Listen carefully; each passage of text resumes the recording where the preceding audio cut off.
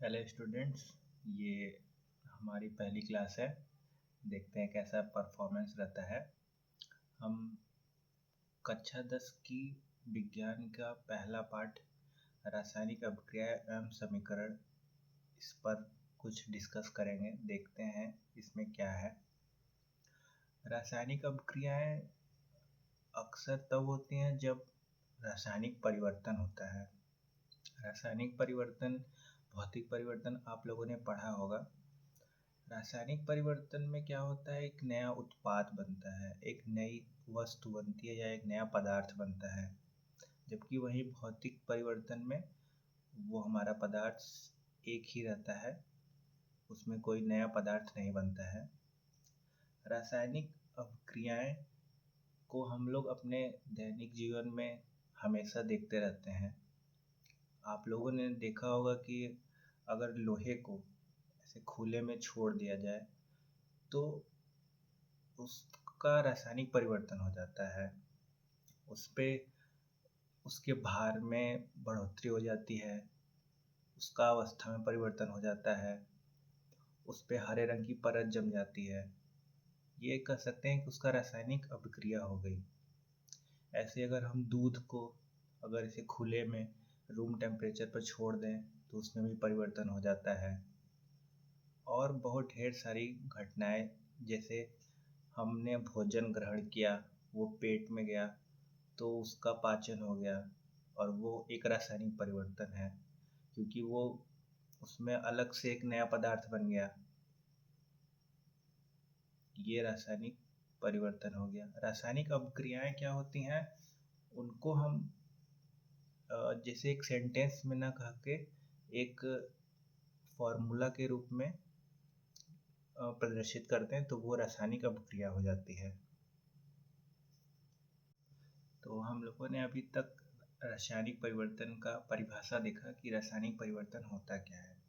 रासायनिक परिवर्तन से हमें कैसे पता चलेगा कि रासायनिक परिवर्तन हो गया। रासायनिक परिवर्तन के बाद में उस नए पदार्थ के रंग में परिवर्तन आता है, फिर उसका अवस्था में परिवर्तन आता है।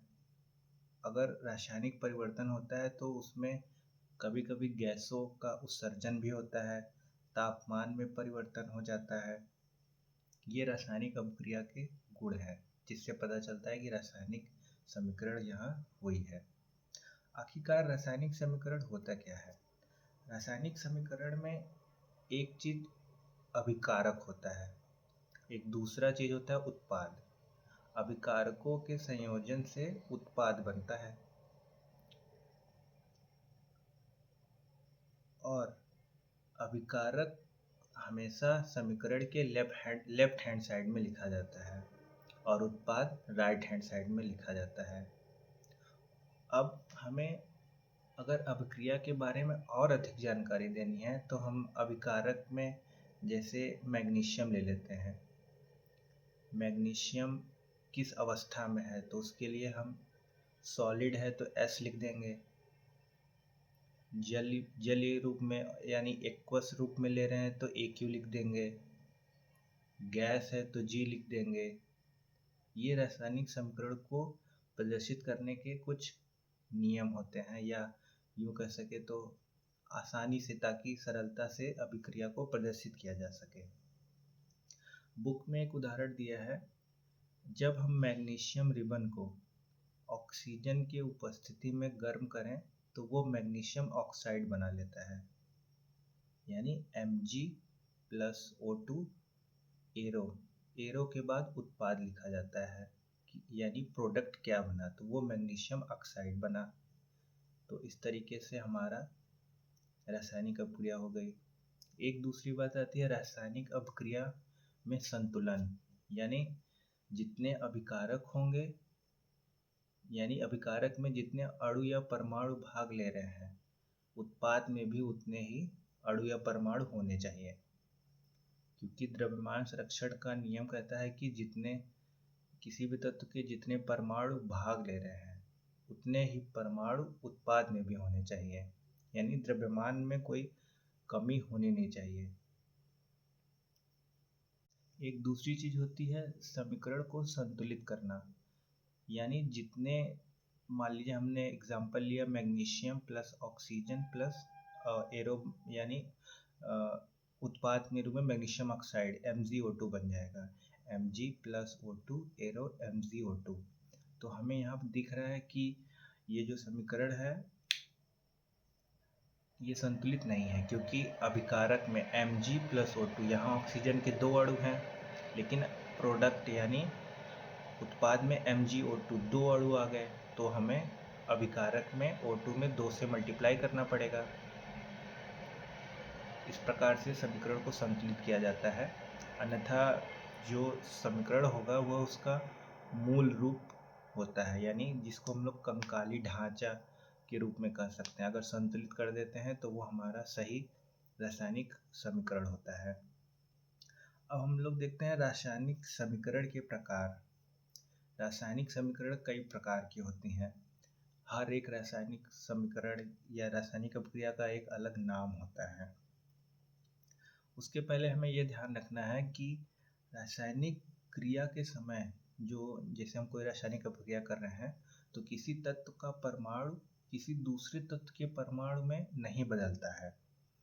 न तो कोई परमाणु मिश्रण में बाहर से ऐड हो जाता है और न ही अंदर का कोई परमाणु बाहर चला जाता है।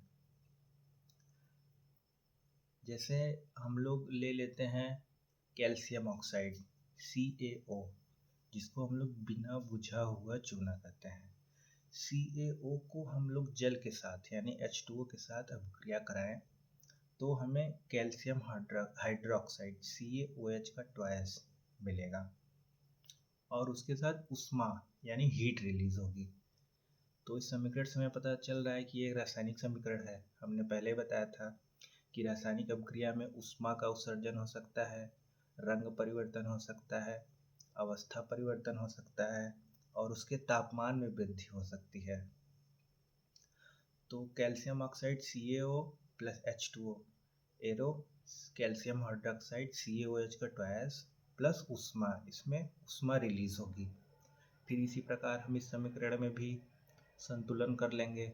जितने जितने अणु हमारे अभिकारक में है उतने ही अणु हमें उत्पाद में भी करने हैं।